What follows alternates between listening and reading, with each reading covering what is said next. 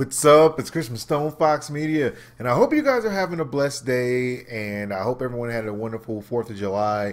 Hopefully no one melted their faces off, as I'm sure people are so responsible that they would never do anything crazy with fireworks, right?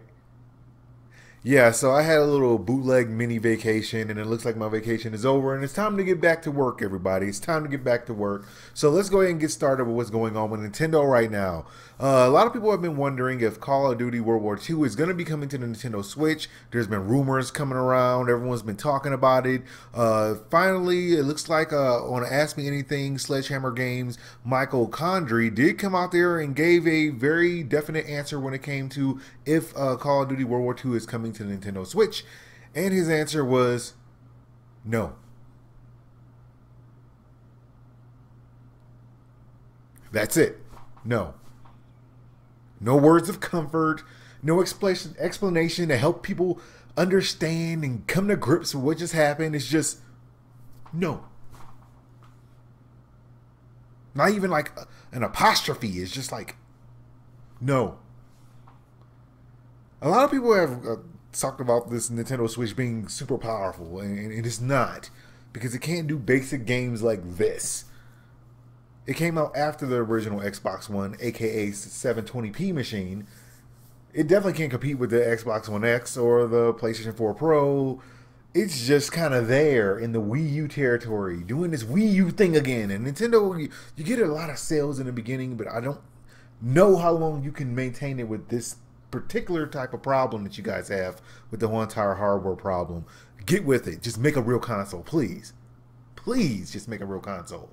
Now, moving on from that, in relation to the whole entire Xbox One X thing that they have going on, it looks like Microsoft did come out there and reveal quite a few benchmarks for the whole entire Xbox One X and how it will be performing. So basically, this came down from Digital Foundry. You can watch their 10-minute video. Link will be in the description. But basically, it comes down in a nutshell to a whole bunch of stats, and people just love numbers. People just love the science.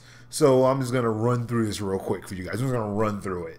Okay, so it looks like Forza 7 did use up 78.8% of the GPU in the original Xbox One, and it was doing it at 77 frames per second. It did get, knocked down to originally 60 frames a second. The Xbox One X will be using 65.9% of the GPU and 91 frames per second, and it will probably be knocked down to somewhere around 60 frames per second or the original amount.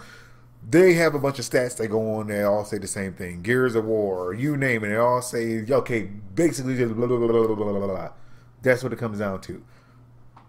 It's powerful. It's beastly. It can handle some stuff. But it can't handle everything, okay? If you think this thing is going to be the dream machine, PC killer, no, it's not, okay? They did have to use checkerboard rendering with Anthem. They did have to use it with... what was it? Assassin's Creed. They had to use it with that. So it's not just unlimited, okay, and it can just do anything. So this thing isn't as powerful as a super PC, but it is powerful enough to run most games with some pretty impressive visuals. So don't get your hopes up thinking you're going to be able to run 4K 60 frames a second in every single game. No checkerboarding. It's just pure 4K. No, it's not. There's a little bit of bamboozling going on there. PlayStation 4 Pro uses checkerboard rendering. Just putting it out there, they do. So some games like Forza, which don't require as much as, say, Anthem, I really wouldn't just be dissing Sony when you kind of do the exact same thing. Hypocrites. But I still might get it anyway.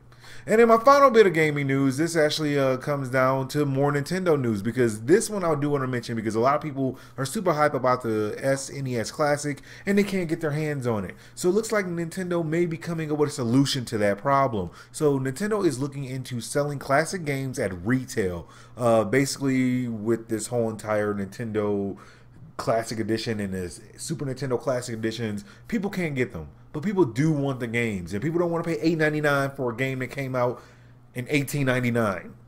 Okay, so it looks like in a recent interview with Satoshi Yamamoto, he did come out there and say that we have been thinking a lot about different ways to make use of the virtual console titles, not just Game Boy Advance titles.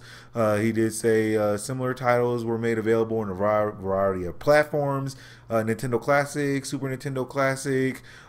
Basically, it would be possible to sell these titles as a packaged software or via download cards, but if they were to start selling things like that, they could just make things go haywire.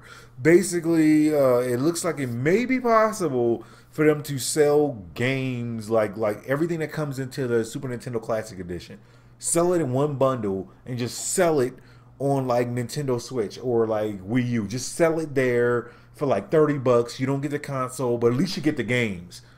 I think that would be great. You know, sell it as a bundle. Don't just nickel and dime everybody. That's just wrong. If you're not going to make enough for all of us to get our hands on, like right now, at least compensate us by allowing us to be able to buy the games and play it on those tiny little miniature T-Rex controllers that you have. That's fair.